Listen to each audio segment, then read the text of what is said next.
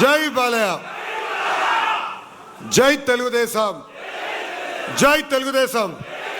చంద్రబాబు నాయుడు గారి నాయకత్వం, చంద్రబాబు నాయుడు గారి నాయకత్వం. జోహార్ ఎన్టీఆర్, జోహార్ ఎన్టీఆర్. తెలుగుదేశం పార్టీ కంచుకోట, ఉమ్మడి కృష్ణా జిల్లా.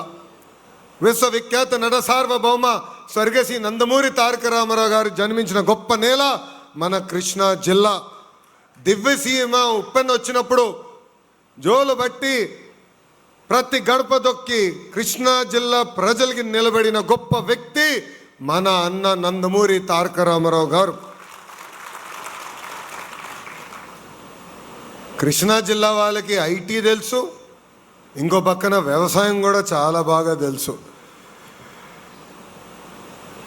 మన నియోజకవర్గం అవనిగడ్డ. అవనిగడ్డ అనేది తెలుగుదేశం పార్టీ అడ్డా. పార్టీ ఆవిర్భావం నుంచి 7 సార్లు మనం గెలిచాం. 6 సార్లు తెలుగుదేశం పార్టీ జెండా పైన గెలిచాం.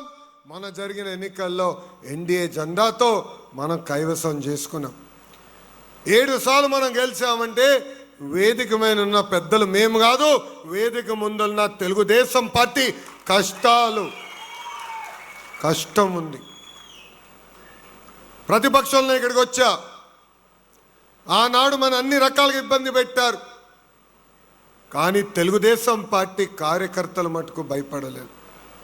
నాడు నేడు ఎప్పుడు మన నినాదం ఒకటే, తగ్గేదే లేదు.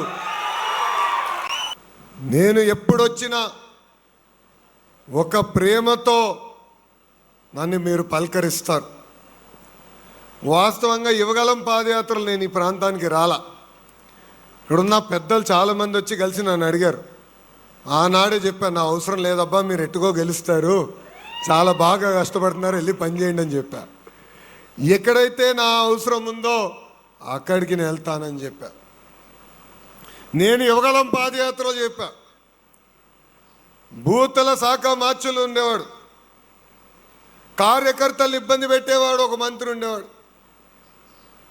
ఇంకోడు కూడా మనందరి తల్లి భువనేశ్వరి అమ్మని అవమానించేవాడు ఒకడు ఉండేవాడు. నేను ఆనాడే చెప్పా, ఎర్ర బుక్కులో రాసుకుంటున్నా, ఎవడిని వదలబెట్టనని ఇచ్చిన హామీ ఒక పద్ధతి ప్రకారం నిలబెట్టుకుంటూ వెళ్తున్నా. అన్నీ చేశాను అన్నట్లు, చెయ్యాల్సింది ఇంకా చాలా ఉంది.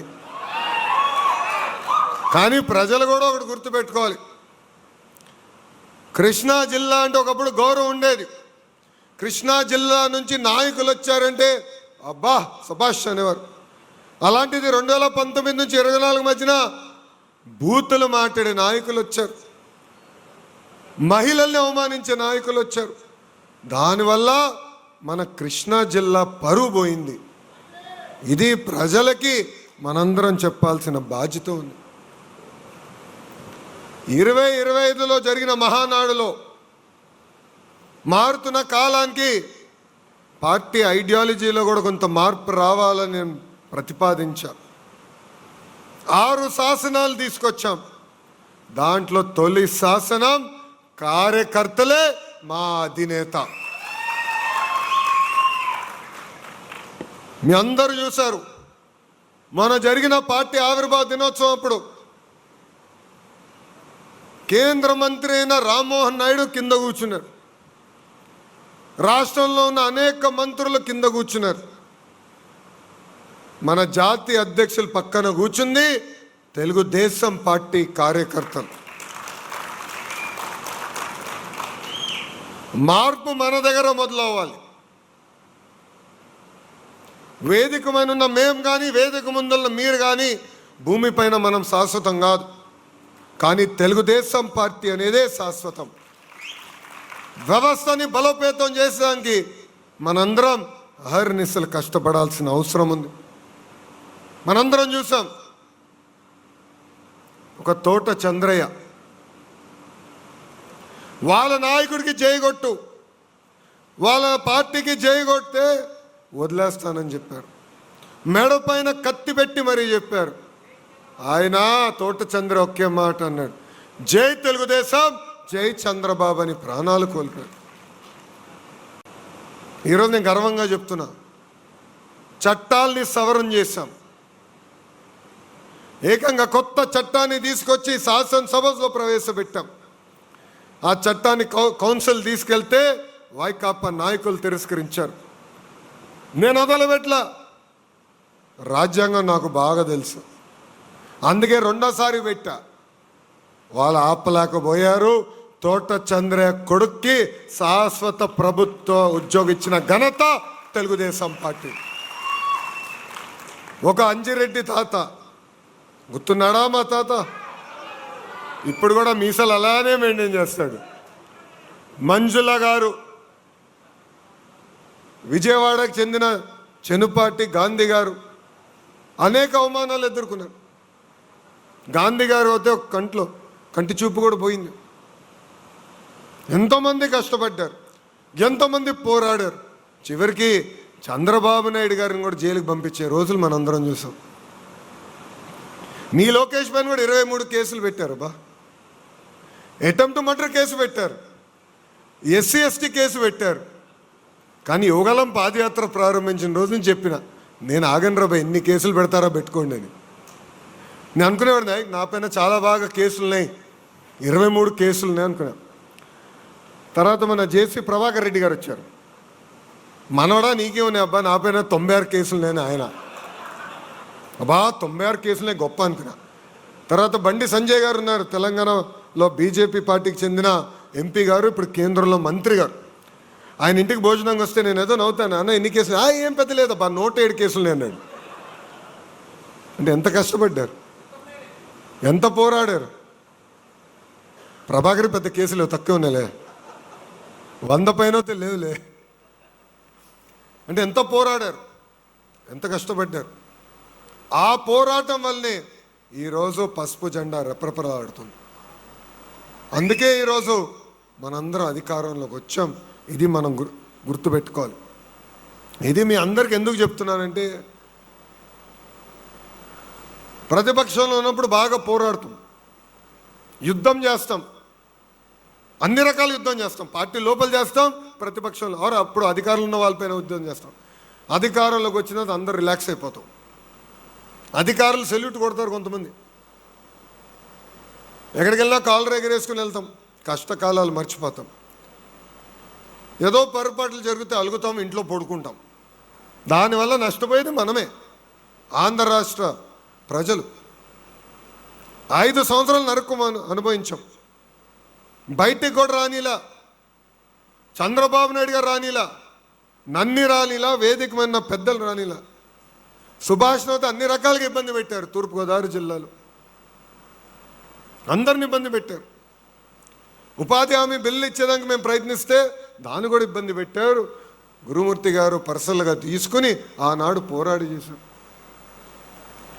అందరం కష్టపడ్డాం. సో మనము పడిన కష్టాలు మర్చిపోకూడదని ఇక్కడ మిమ్మల్ని అందరినీ కోరుతున్నాం. మన జరిగిన ఎన్నికల్లో మన హామీలు ఇచ్చాం. ఈరోజు కరెక్ట్గా 2 సంవత్సరాలు మనకు పూర్తయింది. ఒక పెన్షన్ తీసుకోండి, భారతదేశంలో ఏ రాష్ట్రంలో కూడా 4,000 రూపాయలు పెన్షన్ ఇవ్వట్లా. ఒకే ఒక రాష్ట్రం, ఆంధ్ర రాష్ట్రం. ఓన్లీ ఆంధ్ర రాష్ట్రం 4,000 రూపాయలు పెన్షన్. మన వెస్ట్ బెంగాల్ ముఖ్యమంత్రి గారు అడిగితే ఆయన అంటున్నాడు, వాళ్ళ రాష్ట్రంలో పెన్షన్ 1,000 రూపాయలు అంట. 1,000 రూపాయలు, మనం 4,000 ఇస్తున్నాం. తల్లికి వందనం కింద ఇంట్లో ఎంతమంది బిడ్డలు ఉంటే అంతమంది బిడ్డలకి 17,000 రూపాయలు వాళ్ళ అకౌంట్లో వేసాం. జూలైలో 2వ విడత, అంటే 2వసారి అది కూడా వేయబోతున్నాం.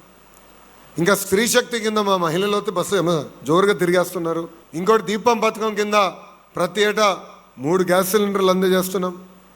అన్నదాత సుఖీభావ కింద వారం కూడా అవ్వలేదు అనుకుంటా డబ్బులు వేసాం. మా చేనేత సోదరులకు అయితే హ్యాండ్లూమ్ ఉంటే 200 యూనిట్లు కరెంటు, పవర్ లూమ్ ఉంటే 500 యూనిట్లు కరెంటు అందజేస్తున్నాం. అన్న క్యాంటీన్, మత్స్యకారుల సేవలో, ఆటో వాళ్ళ సేవలో, ఇంకా మెగా డిఎస్సి ద్వారా 16,000 పోస్టులు భర్తీ చేశాం. 6,000 కానిస్టేబుల్ పోస్టులు కూడా భర్తీ చేశాం. ఇప్పుడు ఏకంగా 10,000 ఉద్యోగాలతో జాబ్ క్యాలెండర్ కూడా ఇచ్చిన ఘనత మన ఎన్డీఏ ప్రభుత్వాన్ని. సంక్షేమం కాదు, అభివృద్ధి కూడా చేస్తున్నాం. అన్ని రోడ్లు వేసామని నేను అన్నట్ల 5 సంవత్సరాలు కనీసం గుంట కూడా పూడ్చలా. గుంటలు పూడ్చేదానికి 2,000 కోట్ల రూపాయలు ఖర్చు అయింది స్వామి, 2,000 కోట్ల రూపాయలు. సో సంక్షేమం అభివృద్ధి రెండు మన ప్రభుత్వానికి జోడెద్దుల బండి. రెండు తీసుకెళ్తున్నాం, పెట్టుబడులు తీసుకొస్తున్నాం, నిరుద్యోగ యువకులకి ఉద్యోగాలు కల్పించే లక్ష్యంతో మేము పనిచేస్తున్నాం. ఇంకో పక్కన కార్యకర్తలకి ఇప్పుడు ఏకంగా ప్రమాద బీమాలో చనిపోయిన వారికి 5 లక్షల రూపాయలు ప్రమాద బీమా అందజేస్తున్నాం. గతంలో ఏదైతే దొంగ కేసులు పెట్టారో అవన్నీ కూడా ఇప్పుడు చూస్తే సుమారుగా 80% కేసులు మేము తీయేస్తాం జరిగింది. కొన్ని కేసులు ఎఫ్ఐఆర్కి వెళ్ళినాయి, ఛార్జ్షీట్ అయినాయి, అది న్యాయ పోరాటం చేసి మిగిలిన కేసులు కూడా తీపిచ్చే బాధ్యత నేను తీసుకుంటానని కార్యకర్తలందరికీ నేను హామీ ఇస్తున్నాను. కార్యకర్తల సంక్షేమం కోసం 160 కోట్ల ఖర్చు పెట్టిన ఏకైక పార్టీ తెలుగుదేశం పార్టీ. ఎవరినో చూపించండి భారతదేశంలో ఏ పార్టీలో అయినా ఇట్లా ప్రమాద బీమా ఉందా, పకడ్బందీగా వ్యవస్థ ఉందా? లేదు. అందుకే కార్యకర్తనే అధినేత అని ప్రకటించాం.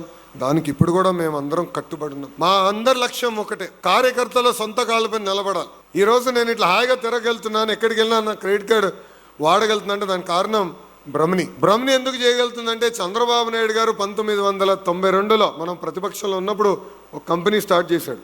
దాని పేరే హెరిటేజ్. దశల వారీగా నేను పనిచేసా, మా అమ్మ పనిచేసి ఇప్పుడు బ్రహ్మని చూసుకుంటుంది. వాళ్ళు బాగా చేయగలుగుతున్నారు కనుక నేను హాయిగా రోడ్ల మీద తిరగలుగుతున్నాను. నా పెట్రోల్ బిల్లు కూడా నేను ప్రభుత్వం నుంచి తీసుకోను, బ్రహ్మనే కడుతుంది. అట్లా ప్రతి కార్యకర్త సొంత కాళ్ళ మీద నిలబడాలనేది బాబు గారి లక్ష్యం.